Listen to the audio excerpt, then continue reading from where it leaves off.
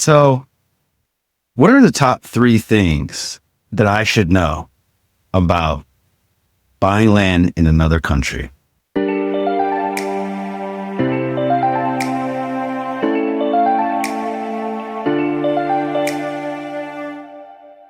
Okay. If I wanted to invest in Belize, how long does it take to buy land, build, and set up a resort?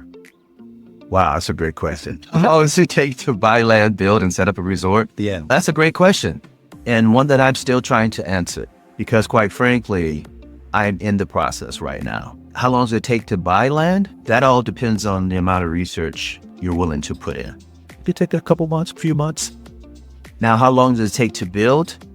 I could ask my fellow neighbors in the surrounding areas that have built, but for me personally, I'm still in that process. What I've been told, you could probably build something like I'm trying to build within 3 to 5 years. Can a normal person buy land in another country? Great question.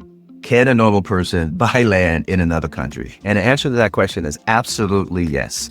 Because number one, it's more affordable than Western states, and specifically United States, Canada, Europe. Much more affordable than a lot of Caribbean islands as well. Yes, you most definitely can afford to buy property. And how much does it cost? Comparing apples to apples, if you were to buy beachfront property in San Diego, California, you'd probably spend several $1 million. At least 10, 12. I just came back from Kauai. Properties there are crazy. You're not doing that in Kauai, San Diego, any beachfront property in the United States. Comparatively speaking, in Belize, you'd probably spend a couple $100,000, $300,000 for beachfront property. That's right in the range of what I paid per lot. I'd say probably about $150,000 to $250,000 beachfront. That, what I paid. Those days are gone. That was a couple years ago. So the same property is probably $225. That $225 is probably $325 maybe. Buying property in Belize, the time is now? Yes, definitely. The time is now. It's just like anything, right? If I would have bought that stock back in the 80s, or if I would have did this and that, yeah, but there's always opportunity. But like I said, the $150,000 I paid 2 years ago is not $150,000 today. But if you want to pay $225 for that same piece of property today, probably still a good value because it's a hot market and it's in the path of progress. Mm-hmm. So yes, definitely you can afford it. The numbers are much lower than what we're accustomed to. Do you think buying land specifically in Belize is lucrative? Yeah, if you're looking for long term, a lot of people do that. Buy and hold, land bank as they call it. Well, yes, it's most definitely lucrative because, again, you're in the path of progress. Market prices are going up. Property is just going to go up in that area. It's the Tulum before Tulum. It's the Bali before Bali. Can you afford in Bali now? I don't think so. Do you want to be in Tulum now? It's over commercialized, which we're hoping that will never happen on our beautiful island. And there's things in place to take care of that. Now's the time to get in. What would you tell people who want to pull the trigger, but they're afraid? They're probably afraid to do a lot of things in a lot of areas of life. And I'm not casting judgment on anybody because I was that way too. But once you do your homework, you do your due diligence, that fear goes away. Because what are you afraid of? You're afraid of the unknown, right? But once your questions are answered, then that fear goes away. That's just what I do. So what did you do to conquer those fears of buying land? Ask a lot of questions. The number one thing you need to do is ask a lot of questions until you're not afraid anymore. That was a great question. That's what I did. Anywhere in life, when you're in conversations, specifically transactions, someone's going to ask you, Eric, do you have any more questions? You just don't let those meetings or those moments escape without every one of your questions being answered. Fear goes away. You can move forward. How much land do you own? I own we control the whole peninsula. It's about 1.5 acres of property, about 750 feet of beachfront. And how much did you pay for that? There's 3 lots. The one lot we paid $150,000.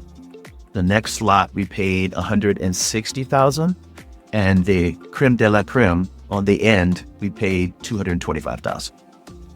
And what are you doing with them? The end goal is to build the eco-friendly resort, as I mentioned. But until then, we don't have $15 million sitting in the bank right now. So we want to allow the property to generate income. It's a beautiful property. So we're going to create a beach club. Before we even build one building, we'll open up this pristine, beautiful property for people to come enjoy the pristine waters and the surroundings. The most amazing lagoon you've ever seen in your life. That's a good one you could say. How to make money on land without building. Make money on this property without building one structure. How are you going to do that? That's a great question. You have to have a unique piece of property as far as the location, and you have to enhance it in some way that people are going to pay money to come there. They're not going to pay money to come sleep overnight because you don't have anything built yet. So that's why we're moving forward with the beach club. The beach club is a minimal investment. Guests will be able to come and lounge in the beautiful, pristine waters of Ambergris Caye. How much do you make per day? On this, what we're thinking of doing is charging guests one day pass fee. That number we're still working with, probably around $200-300 range, which is competitive to a few other beach clubs in the area. But ours will be over the top, exclusive. And what makes it exclusive is the location. Most definitely the location. The top 3 things for making money with land that you haven't built on at all is to just lease out the property for engagements, weddings, special events, things like that. But again, it has to be a special property to do that. Number 2 is rent out the property for camps. There's all sorts of different events we can do, fly fishing camp, thing like that, because our property is on the water. Again, unique. Couldn't do that on an inland property. And number 3, one of the things you could do to lease out the property is to have some sort of boat festivities or activities, because there'll be 2 piers on the water and 750 feet of beachfront. Boating, beach club, and private events. I just came up with that on top of my head. How do I make money in the meantime? What's the best way to make money off my land? The best way to make money off your land without doing anything is what we call land banking. Just nothing. And that's what 90% of the people do. The only way land is going to be successful and beneficial for you if you're in a hot market. Cha-ching, we got that, right? Number 2, are you in the path of progress? Meaning things are progressing to a hot market or a hotter market within that way of making money, because you're going to make money once you sell and the property appreciates. So you got to be in the long game for that one, right? Now, short term, still long term, but somewhat short term, offer seller financing for your property. That's how I bought my property. But that's one way to make money. But if you're in it like me, this is your dream property and you're going to keep this for generations upon generations. But how do I make money right now? Because I don't have the millions of dollars to build. We do have money to invest, but not that amount of money. So that's why we're going with the direction of the beach club. Lower investment, but high return on investment. We're not putting in tons of money, but we're getting pretty nice return. That's for us, but it could be different for a lot of other people. If you could tell me from beginning, as concise as you can, from step by step, from I'm the man on the couch, I want to buy something, all the way to the beachfront making and how much it's making. Can you explain that as concisely as you can? Maybe in 10 steps. Okay. Number 1, get off the couch. Number 2, search the internet like you like to pin on it. Number 3, stop searching the internet like you like to pin on it and get out there on the ground, building relationships, make it happen. Get off the couch, do your research, make it happen.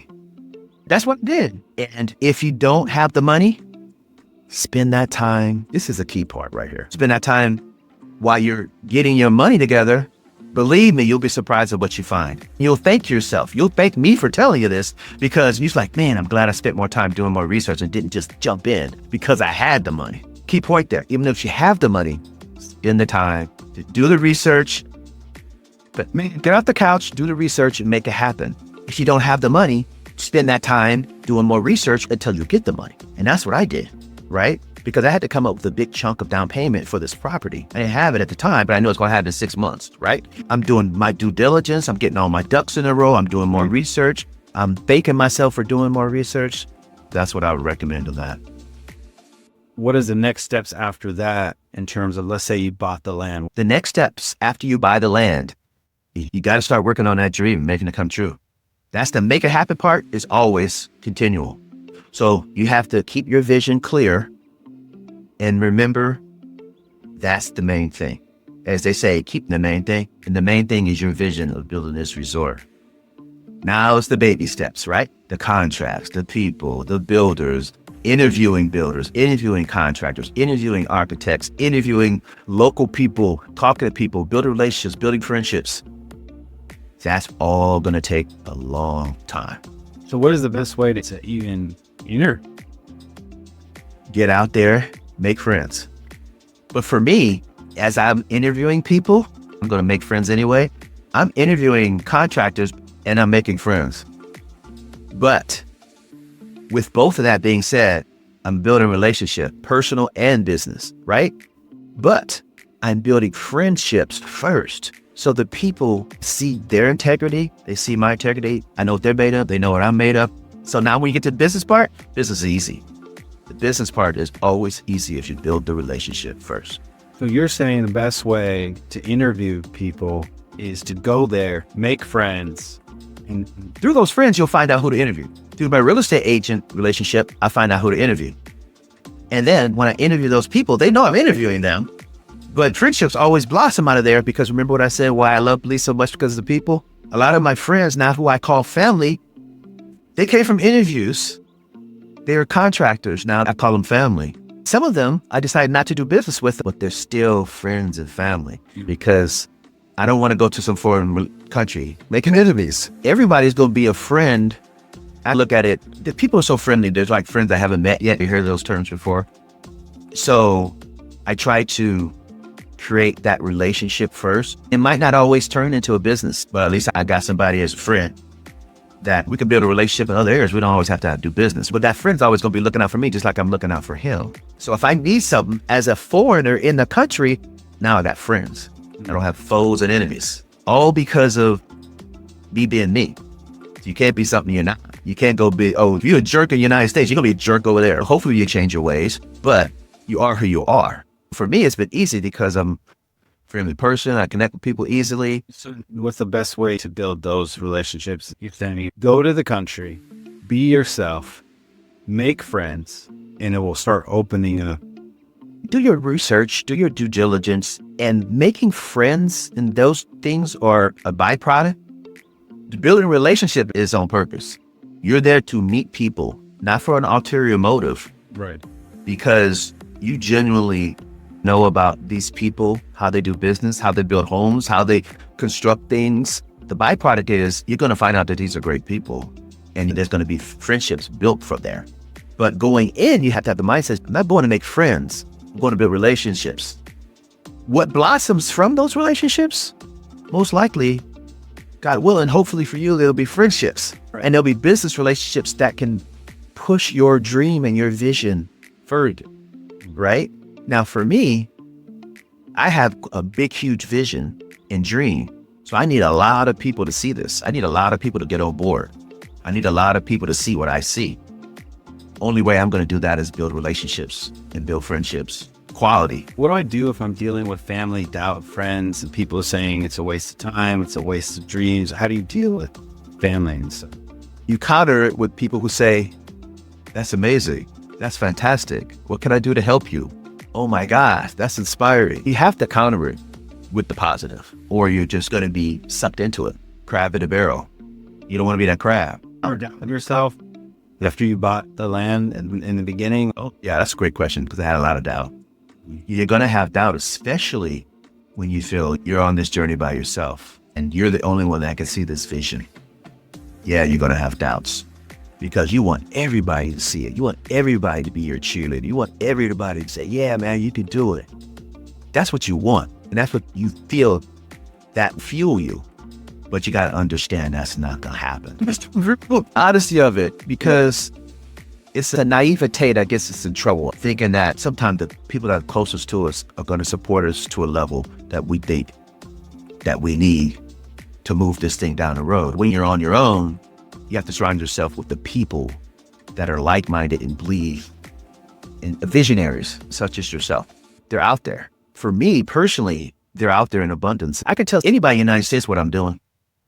Ain't changing their life one bit. So they don't even care. You tell people out there and they're just genuinely excited for what you got going on and genuinely want to help you and genuinely want to help you build that dream because they feel it's beautiful just like you with nothing in it for them. So that's why I try to reciprocate when I go out there and serve the people with the mindset, there's nothing in it for me. I'm just here because I love what you're doing. And I get that a lot too. People are willing to help me because they love what I'm doing. You get a lot of goodwill when you're a person of integrity and your word. And people in a foreign country see that. You're not the typical American up here trying to rob us of all of our resources and change everything and recolonize us. And it doesn't take long for the locals there to figure you out. And if you're a genuine person, doors will start opening up for you like you wouldn't believe. It's this way in anywhere you go.